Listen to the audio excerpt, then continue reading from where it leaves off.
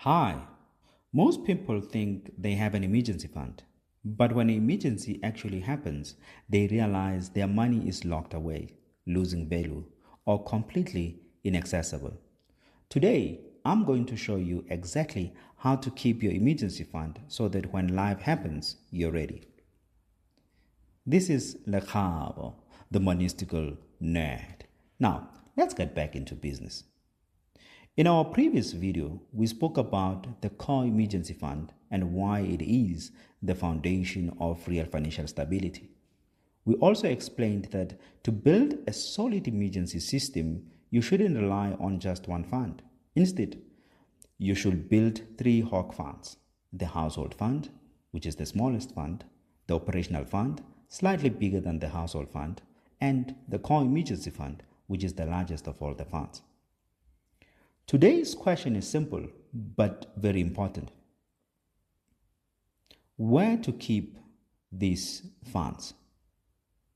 Before we break them down one by one, here's a rule of thumb you should never forget. All emergency funds should be kept in a savings account that earns interest, and that interest must beat inflation.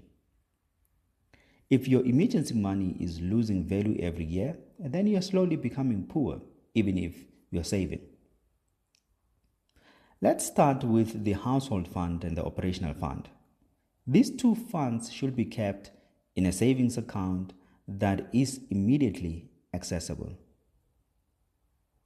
You have two options in these ones: to put both funds into one savings account or open two separate savings accounts to clearly separate them.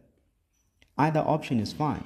Just be mindful of bank charges when opening multiple accounts. But in most banks, when you open sub-savings account, the bank charges are very minimal or to none. Now, the requirements of these funds are that the account must beat inflation. The money must be available immediately. This is extremely important because household and operational emergencies usually happen without a warning. Think about a burst pipe, car repairs, and unexpected monthly shortfalls. These situations don't give you time to prepare. You need instant access to your money. Now, let's talk about the core emergency fund. This fund should also be kept in a savings account, but with a slight restriction. The money should be available within 24 hours, but not more than a few days. This is because most emergencies covered by this fund can afford you a short waiting period. And if they can't, you can use both your household and operational fund as a down payment for that particular emergency. Let's say you have an emergency that happens which falls within the core emergencies. The total cost of that emergency is $12,000. Your core emergency fund becomes available in 24 hours as a requirement with your savings account. You have $8,000 in your operational fund.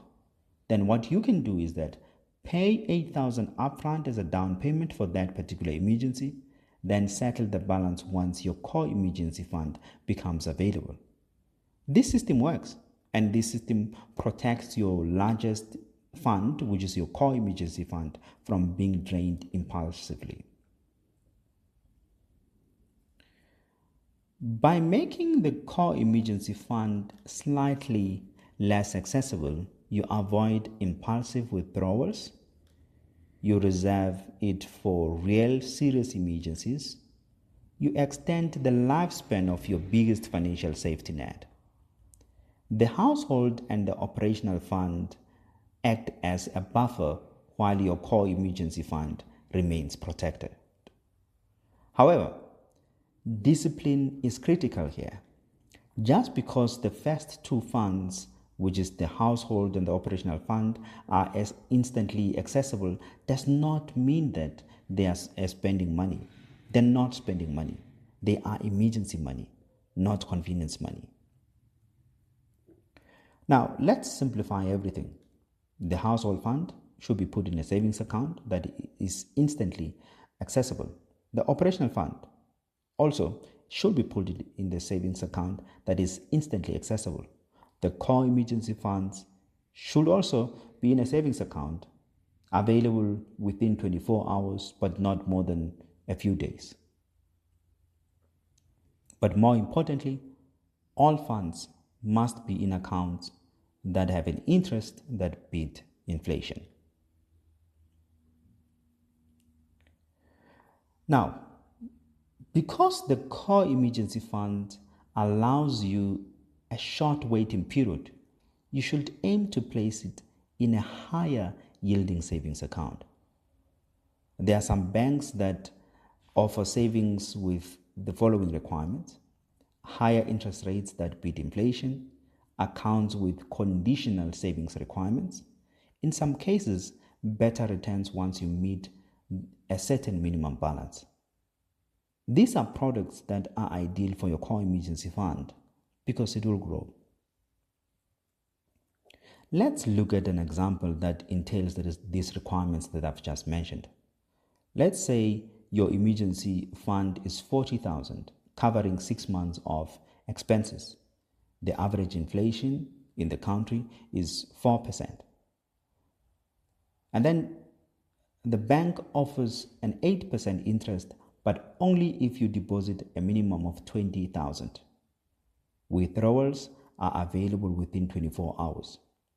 This would be an excellent place to store or to save your core emergency fund because your money beats inflation and your funds remain accessible when needed. In the next videos on this emergency fund series, we will explore other places where you can put your emergency fund and some places where you should never put your emergency funds. You don't want to miss those ones.